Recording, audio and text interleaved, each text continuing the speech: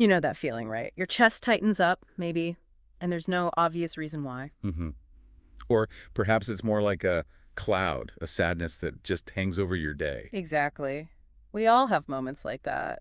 It's part of the normal ebb and flow dealing with difficult emotions like anxiety or sadness. Definitely. But sometimes those feelings start to, well, take over. They make it hard to focus at work, maybe. Or even enjoy time with people you care about. You just don't feel like yourself. And it's actually way more common than you might think. The statistics show nearly, what, 1 in 4 people globally? Yeah, experiencing significant anxiety at some point. And for depression, it's around 15 to 20%. That's a lot of people. It really is. And even though it's so widespread, finding clear, helpful guidance can sometimes feel, well, really difficult. Like finding a needle in a haystack. Uh-huh. That's why we wanted to really dig into a specific resource today, one that tries to simplify things and offers some very practical tools you can actually use. Right. Today's deep dive is all about the Anxiety and Depression Workbook for Dummies. Now, don't let that title fool you into thinking it's, too simple. This book is actually packed with really useful ideas. Hmm. And importantly for you, the learner, it lays out a pretty clear path. Helps you understand and deal with these feelings without getting bogged down in jargon or, endless theory. Think of this as a bit of a shortcut, maybe. Getting you to those valuable insights, those aha moments we're all looking for. Definitely. But maybe we should zoom out for just a second first. Good idea. Yeah. It's really important to be clear that our goal here isn't, diagnosing anything. Right. And we're definitely not trying to replace advice from mental health professionals. That's crucial. Absolutely. What we're aiming to do is explore the hands-on techniques that are in this workbook. Yeah, we want to pull out the core concepts, the strategies that can help you build a stronger understanding of yourself. And hopefully develop some effective ways to cope when anxiety or depression shows up. Okay, so where does the workbook start? It really tries to get to the bottom of what's happening when we feel this way. And a key first step it emphasizes is recognizing the difference.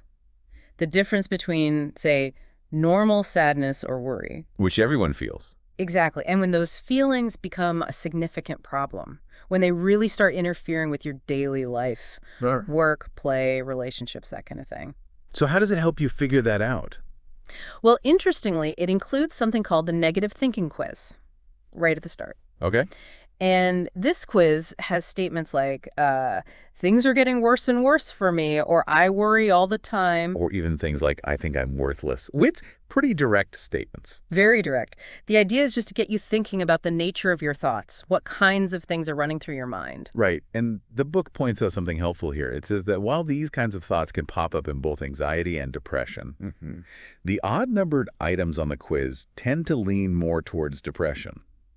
While the even-numbered ones often signal more anxious thinking, it's just a way to start getting a feel for the flavor of what you might be experiencing, like a starting point. And it brings up a really important point about intensity, too. How often are these thoughts happening? How strong are they? Yeah. The workbook suggests if you find yourself agreeing with, say, more than 8 or 10 of these statements. Or even if just a couple of them resonate really, really strongly. And that's definitely a signal, a sign to pay closer attention to your emotional well-being. It's like an initial flag, encouraging more self-reflection or maybe looking deeper. But it's not just about thoughts, is it? The workbook also talks about how these internal feelings show up in our behavior. Absolutely. How they manifest outwardly. For instance, someone who's depressed might start pulling back from friends or activities they usually love. Right, or maybe they feel tired all the time, or even just move slower. Whereas someone dealing with anxiety might start avoiding social situations, maybe. Or you might notice physical signs, like their voice shaking a bit. It's about connecting those internal states to the external signs. Yeah, there's even an example in the book with a person named Tyler in his personal problems profile. Ah, okay. What did that show? It illustrates how depression can show up in physical symptoms that people often overlook. Kyler, in this example, realized his low mood was tied to things like constant fatigue, changes in appetite, sex drive, even pulling away from his girlfriend, things he hadn't really connected dots on until he used the profile. That really drives home the mind-body connection, doesn't it? It really does. Okay, so these self-help tools, the quizzes, the profiles, they seem really valuable for self-awareness. Incredibly valuable. Yeah. But the book is also very clear, and this is important, Yeah. about when self-help might not be enough. when it's time to seek professional support. Right. If things feel overwhelming or the problems just seem too big to handle alone. Exactly. Reaching out then is a sign of strength, not weakness. That's a key message. So where does it suggest people turn if they need that extra support? It gives concrete examples, things like your state or local psychology association, counseling groups, social work organizations. Psychiatric associations, too. Yep. Even your insurance company can often point you in the right direction. And don't forget talking to people you trust, right? Friends, family. Absolutely. Yeah. Or even looking into resources at local universities sometimes. The point is, there are places to look for help. And the book stresses something else here, which I think is so critical. What's that? Being an informed consumer when you look for help. Yes. It advises asking potential therapists or doctors questions. Like, do they use treatments for anxiety and depression that have actual research backing them up? Scientifically validated treatments? And checking their credentials, right? Making sure they have the proper licenses. Yeah, but you're essentially interviewing them for a very important job. You're in charge of your care. Okay, so moving beyond the immediate symptoms, the workbook then guides you to look at potential origins. Where might these feelings be coming from? Right. It explores what it calls the body connection, looking at our biology, our genetics, even our family history. Ah, the idea that there might be a family link. Often there is, yeah. It points out that genes can play a role in our tendencies towards anxiety or depression. It's about understanding potential predispositions you might have. So it encourages you to think about your family tree, basically. Yeah. Any relatives on either side who might have shown similar symptoms. Exactly. And it's not about blame at all. It's just about understanding if there might be a biological vulnerability contributing to how you experience emotions. That makes sense. What else about the body connection? It also highlights how physical illnesses can impact mood, which is a really important link. How so? Well, it's kind of a two-way street. The illness itself can cause emotional distress, obviously, but also the worry, the grief, the stress associated with being ill can contribute to anxiety and depression too. So our physical and mental health are really tangled up. Deeply intertwined. It's always smart to talk to your doctor about any medical conditions to see if they can be playing a role in how you're feeling emotionally. Okay, so biology, physical health. Right. Then the workbook dives into the emotional roots, right? Our past experiences. Yes, exploring the emotional origins. It makes the crucial point that often the sadness or anxiety we feel today can be connected to things that happened way back. It's like tracing the timeline of our emotional life. Exactly. And it introduces a tool called the Emotional Origins Form to help with this. How does that work? Is there an example? Yeah, it uses Tyler again. He reflected on his mother's personality and also a past miscarriage in the family. And that helps him how? It helped him see how those early life experiences might have shaped his coping mechanisms, his ways of dealing with stress, and how that connected to his feelings now. Ah, tracing the threads back. Precisely. And it encourages you to reflect on your own early experiences with parents, caregivers, siblings. Thinking about their personalities, maybe how discipline was handled, any big events from childhood. All of that, those early interactions and experiences really can lay the groundwork for how we handle emotions later on. Okay, so we've looked at biology, history. What about the now? Right. The workbook then shifts focus to the present, emphasizing the huge role current life events play in triggering or maybe worsening anxiety and depression. The day-to-day stuff and the big stuff, too. Both. It includes a current culprit survey to help you pinpoint the specific stressors you're dealing with right now. What's fueling the fire at this moment? And what kind of things does that survey cover? A whole range from, daily hassles like traffic jams or arguments to major life changes like losing a job or a loved one passing away. But interestingly, it also points out that even positive changes can be stressful, right? Yes, things like retiring or starting a new job. Even good changes require adjustment and can create significant stress. So the workbook helps you put all these pieces together: biology, history, current stress. Yeah, it highlights how these three major contributors often interact: biology, genetics, your personal history, and current stressors. And it offers a worksheet to kind of summarize your own personal mix of these factors. Exactly, like creating your own personal emotional map, showing what contributes most significantly for you. Okay, that makes a lot of sense. But, understanding all this is one thing. Actually doing something about it is another. So true. And the workbook tackles that head on. It looks at the internal resistance we often have, why it can be so hard to actually start tackling anxiety and depression. It talks about change-blocking beliefs, doesn't it? Yes. those underlying assumptions we hold about ourselves or about change itself that can really hold us back. Like what kind of beliefs?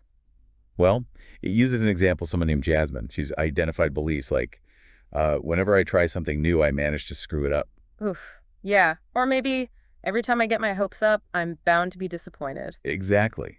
Those kinds of thoughts act like invisible walls, making it really hard to even try. And holding on to those beliefs can basically sabotage your efforts before you even start. Totally. So the workbook guides you to identify your top 3 change-blocking beliefs. Naming them is the first step. And then you can start to question them, challenge if they're actually true. Precisely. Which leads into the next concept, self-sabotage. Okay, how is that different from the blocking beliefs? Self-sabotage refers more to the actions we take, often unconsciously, that stop us from addressing our problems. So it's the behaviors that get in the way, like tripping ourselves up. That's a great way to put it. The workbook has a checklist of these behaviors. Things like making excuses for not taking action. Or getting discouraged really easily if you don't see results right away. And there's a diary exercise, too, to help you track these patterns and see how they might be hindering you. So bringing those unconscious habits into the light is key. It's the first step to changing them. Now, the workbook gets even deeper here, talking about something called life scripts. What are those? They're really interesting. Life scripts are like the underlying, often unconscious stories we tell ourselves. Stories about what? About who we are, what we deserve, our relationships, what the future holds. These narratives powerfully shape our thoughts and feelings. Wow. Can you give an example? Yeah, the book uses someone named Molly. Her current life script was full of negative self-talk like, I don't deserve good things, or I'm destined to be alone. That sounds really painful. It is. But then it shows her working on a new life script, where she consciously rewrites that internal story with more positive, realistic statements. So it's about intentionally taking control of your own narrative. Exactly. The workbook encourages you to identify your current script and then actively write a new, more hopeful one. And reading that new script regularly helps reprogram those old beliefs. That's the idea. Gradually shifting your underlying expectations by feeding yourself a more positive internal dialogue. Okay, let's shift gears a little. The workbook also really focuses on the body, right? The physical side of emotions. Yes, that powerful connection between emotions and physical sensations. It introduces a body responses tracking sheet What's the goal of that? to help you become more aware of how your body physically reacts to different events and feelings, tuning into those physical signals of stress or emotion. Like noticing a knot in your stomach when you're anxious. Exactly. Tyler's example, again, he started noticing how his body reacted physically to stress in ways he hadn't consciously registered before. Tension, headaches, things like that. It's about listening to your body's messages. Precisely. Then, following that, the workbook emphasizes something simple but really crucial: monitoring your emotional states. Just tracking your mood? Yep, using a daily mood tracker, just to get a clearer picture of the natural ups and downs of your feelings over a week or so, creating a baseline understanding of your patterns. Makes sense. And then there's thought tracking, which sounds really central. It is possibly one of the most fundamental tools. The thought tracker helps you make the connection between feelings, physical sensations, specific events, and this is key, your interpretations or thoughts about those events. Dissecting the moment, almost? That's a good way to think about it. The workbook has this fantastic example with Tyler, Molly, and Jasmine all witnessing the same car accident. Oh, yeah, I remember reading that. And they all had completely different reactions, right? Yeah. Tyler felt angry, Jasmine panicked, Molly blamed herself. Even though the event was identical. Exactly. Sure. It perfectly illustrates how our thoughts about an event dictate our feelings, not necessarily the event itself. So the key questions for thought tracking are, What were you feeling? What happened right before? And crucially, what were you thinking at that exact moment? that link event, thought, feeling, that's the core. It's the cornerstone for understanding and managing both anxiety and depression, according to this approach. Understanding that chain reaction. Okay, so that lays a really solid foundation for understanding. Now, part 2 of the workbook moves into taking action, right? Starting with thinking about thinking. Exactly. It introduces this idea of information reality scramblers. Catchy name. What are they? They're basically patterns of distorted thinking, cognitive distortions. Okay. Like biases in how we see things. Pretty much. Yeah. The workbook explains clearly how these scramblers make us misinterpret events, and those misinterpretations directly cause negative feelings. So recognizing them is the first step. Absolutely. Just seeing the pattern is huge. The workbook encourages you to review the descriptions of common ones. And there are quite a few. I remember seeing the list. Things like all or nothing thinking, black and white. Yep. Overgeneralizing, one bad thing happens, and suddenly everything is bad. Mental filtering, only seeing the negative, ignoring any positives. Discounting the positives, saying good things don't count for some reason. Mind reading, assuming you know what others think, usually negatively. Fortune-telling, predicting bad outcomes like they're guaranteed. Magnifying the bad, minimizing the good. Emotional reasoning, I feel it, so it must be true. Should statements. Holding yourself and others to rigid rules. Labeling, sticking harsh labels on yourself or others.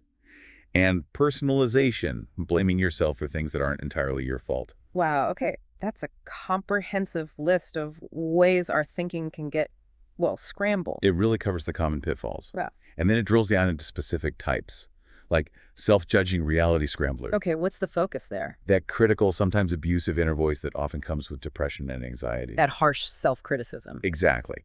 And the workbook emphasizes that this self-criticism actually gets in the way of change. It's a form of internal bullying that just makes things worse. So how do you tackle that? It offers tools like the shoulding on yourself quiz to help you spot those rigid shoulds you impose on yourself.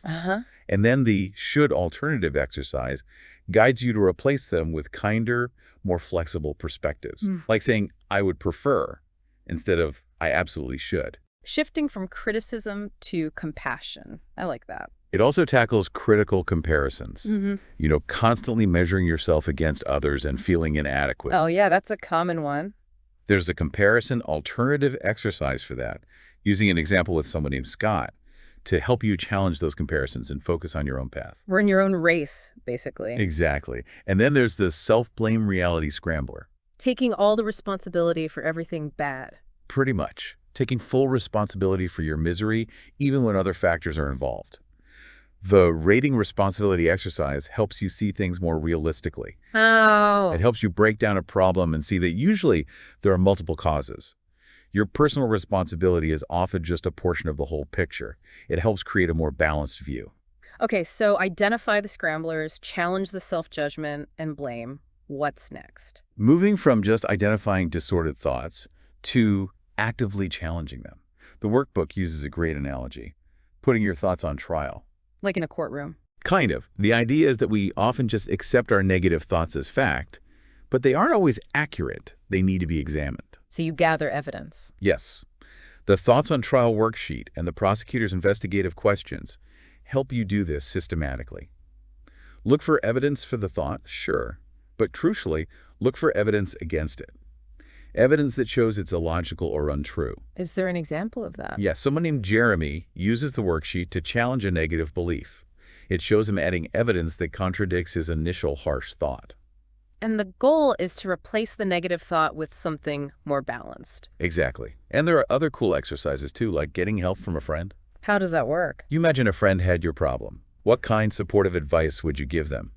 Then you try to apply that same compassion to yourself. Turning the perspective around. Right. And asking traveling to the future questions can also help. Like, how much will this really matter in a week, a month, a year? It adds perspective. Okay, that leads nicely into the idea of life lenses, right? Those deeper beliefs. Yes. These are the core beliefs we hold about ourselves, the world, the future. They act like filters or lenses that color how we see everything. So they distort our view. They can, significantly. The workbook uses examples: Susan with an entitled lens, Diane with an inadequacy lens. And they react differently to the same thing. Exactly. Stuck in traffic, Susan feels indignant, Diane feels like she's failing. Same event, different lens, different feeling. Wow. So the workbook helps you identify your lenses. It does, with a questionnaire. And then it encourages you to explore where those beliefs might have come from, often in childhood. Understanding the roots is key. And can you change these lenses? The workbook calls it regrinding your lenses. It involves identifying opposite, healthier perspectives, and then taking concrete action steps in your life that challenge the old belief and reinforce the new one. Consciously reshaping your view. Okay, so a lot about challenging thoughts. What about just being with thoughts? Mindfulness. Yes. The workbook introduces mindfulness as a really important skill. It's about observing thoughts and feelings with less judgment. Taking them less seriously, staying present. Exactly. Not getting so caught up in the mental noise. There's a three-part exercise focused on just observing your state of mind non-judgmentally. And it talks about mind chatter, that constant stream of thoughts. And offers playful ways to reduce its power, like imagining singing your negative thoughts in a silly voice, just creating some distance. That sounds helpful. What other mindfulness tools? Things like a feelings thermometer and a physical feelings check-in to observe sensations without labeling them good or bad. And exercises for being present, like embracing present moments or eating mindfully. Yes, powerful ways to anchor yourself in the here and now, away from anxious worries or depressive rumination. Okay, so that covers the thinking and observing side. What about doing? Part 3 is actions against angst, right? Right, moving from thoughts to actions. And it starts by tackling avoidance. Avoiding things that make us anxious or scared. Yeah. The workbook explains how avoidance might feel better short term, but it actually strengthens the fear in the long run. It feeds the anxiety. So you have to break that cycle. You do. And it introduces the staircase of fear concept for this. Okay, what's that involve? Breaking down a big fear into smaller, manageable steps, like runs on a ladder or steps on a staircase. And you tackle them one by one, gradually. Exactly. Taking baby steps to confront what scares you. It gives examples of these hierarchies for things like social anxiety, panic attacks, specific phobias. With examples from people like Larry and Christopher. Yep. And then it guides you on climbing your staircase, showing how someone named Jason tracked his progress as he faced his fear step by step. And it also touches on things like OCD, addressing compulsions. Briefly, yes. By intentionally preventing the compulsive behaviors and trying to delay the urges. Same principle, facing the discomfort instead of avoiding it through rituals. Okay, facing fears. What other actions does it suggest? Exercise comes up, right? Big time. Lifting mood through exercise. It explains the science, how exercise releases endorphins, those natural mood boosters. Your feel-good chemicals. Exactly. It references general exercise guidelines and encourages you to find your reasons for exercising, your top 10 reasons. To boost motivation. And it helps you challenge those demotivating thoughts like, I'm too tired, or it won't help anyway, using Janine's example. And tracking your activity, finding something you actually like doing. Crucial for making it stick. It shouldn't feel like punishment. Makes sense. What about enjoyment? Depression and anxiety can really zap that. Totally. So there's a chapter on entertaining enjoyment, emphasizing how important it is to actively schedule pleasurable activities. Intentionally creating moments of joy. Yes, to counteract the negative drag. But it also cautions against poisonous pleasures. Things that feel good short-term but cause problems later. Exactly. Like maybe excessive drinking or shopping. The focus is on healthy pleasures. And it suggests tracking these activities and challenging pleasure-busting thoughts. Yeah, those thoughts like, this won't be fun anyway. Yeah. There's an exercise to compare your predicted enjoyment versus how much you actually enjoyed it. Often, we enjoy things more than our depressed or anxious mind predicts. Interesting. Okay, what about tackling actual life problems? Sometimes anxiety and depression stem from real-world difficulties. Right. The chapter, Getting Moving and Tackling Life's Problems, addresses the motivation myth. The idea that you need to feel motivated first. Yeah. The workbook flips this, suggesting that action often creates motivation, not the other way around. Just start, even small. Start before you feel ready. Exactly. And it introduces a structured problem-solving method called SOC. Situation, options. Consequences, a framework to analyze challenges and brainstorm solutions. Derek's example shows how it works. It's a practical toolkit. Okay, problem solving. Right. What about just calming down, relaxation? Definitely. Relaxing the heart and soul, it introduces practical techniques like anti-panic breathing and progressive muscle relaxation with clear, step-by-step instructions. Tools to calm your body and mind directly. And sleep. So, yeah. It's huge for mood, isn't it? Absolutely critical. The workbook dedicates a good chunk to sleep hygiene. Improving your sleep habits? Covering things like diet, bedtime routines, sleep environment. All of that. And managing worries that keep you up. It helps you create a personalized sleep action plan. Quality rest is fundamental. Okay, now a potentially tricky topic, medication. Yes, making the medication decision. The workbook handles this really well, I think. How so? It emphasizes that medication is always a collaborative decision with a doctor or psychiatrist. Always. You need to be an informed participant. Exactly. It gives you questions to ask your doctor and includes a side effect tracking form. It's about understanding potential benefits and side effects to make an informed choice with your provider. And it mentions alternative treatments, too. Briefly, yes. Hmm. Emphasizing exploring all options with your healthcare team. Right. Now, relationships. Anxiety and depression can really impact our connections with others. Profoundly. So there's a section on restoring relationships, highlighting how these emotions can strain bonds. It has a questionnaire for that, to see the impact. Yeah, the relationship impact questionnaire. Then it offers strategies to enhance connections, like the daily news exercise, just sharing about your day. Simple but important. And expressing appreciation. The top 12 things I appreciate about my partner. Also, a positive behavioral exchange system, doing nice things for each other intentionally. And it touches on relationship loss, too. Briefly, yes. Emphasizing self-care, support, and questions to help with moving on. Conflict is another big relationship stressor. How does the workbook address that? In the chapter Smoothing Out Conflict, it focuses a lot on overcoming defensiveness, which often derails communication. Getting defensive when criticized. Yeah. There are exercises to track your own defensive reactions and introduces alternatives, like checking it out, asking clarifying questions instead of assuming negative intent. And don't refuse to diffuse, trying to calm things down. Exactly.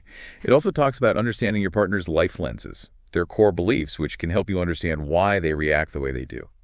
And strategies for tough conversations. Using iMessages. Yes, and a buffering strategy to soften difficult feedback.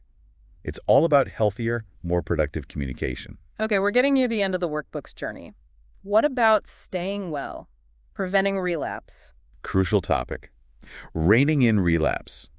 It acknowledges that setbacks are common, and actually overconfidence can be a risk. Thinking your cure and stopping the helpful practices. Exactly. So it has a relapse risk quiz and stresses regular check-ins on your early warning signs, what signals that you might be slipping back. And having a plan, a fire drill strategy. Yeah, knowing what steps you'll take if you notice those signs. Yeah. It also talks about savoring the good times with a satisfaction tracker and challenging satisfaction interrupter thoughts that might steal your joy. It's about building ongoing resilience. Then the final focus shifts, right? Beyond just overcoming problems to actually promoting well-being. Yes, promoting positives. Yeah. Actively cultivating happiness. Yeah. It discusses the benefits and introduces practices like gratitude. Keeping a gratitude diary. And engaging in acts of kindness, making the world a bit nicer. Also exploring forgiveness. Forgiving others or yourself. Both, using the Finding Forgiveness worksheet. And finally, reflecting on meaning and purpose. How does it approach that? Through reflecting on your core values and even doing an exercise called Eulogy in Advance, thinking about the legacy you want to leave helps clarify what's truly important to you now. Wow, that's powerful. Living a life aligned with your values. Exactly. And then right at the very end, it wraps up with 10 quick ways out of upset. Like quick fix tools for tough moments? Kind of. Practical, immediate strategies reviewed from earlier chapters. Things like just breathe, talk it out, splash cold water on your face. Quick thought challenge. Exercise. Music. Pets. Distraction. Staying present. Your go-to toolkit for managing distress in the moment. Okay. So, bringing this whole deep dive together, what are the main takeaways? Well, I think a core message is that you really do have a significant capacity to understand and manage your own anxiety and depression. It's empowering. It is. Using these practical techniques, focusing on thoughts, behaviors, your body, your relationships. And it's not about some magic bullet, right? It's about the process. Absolutely.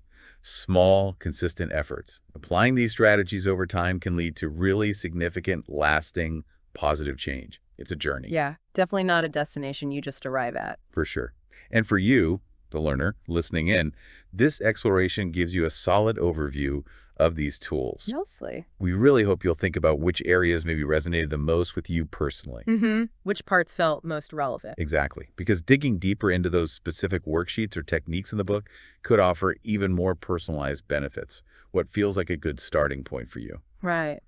And of course, if anything we talked about today sparked more questions or maybe raised some deeper concerns. Please don't hesitate. Consult the workbook itself for more detail. Or, importantly, reach out to a qualified mental health professional. They are invaluable resources. Absolutely.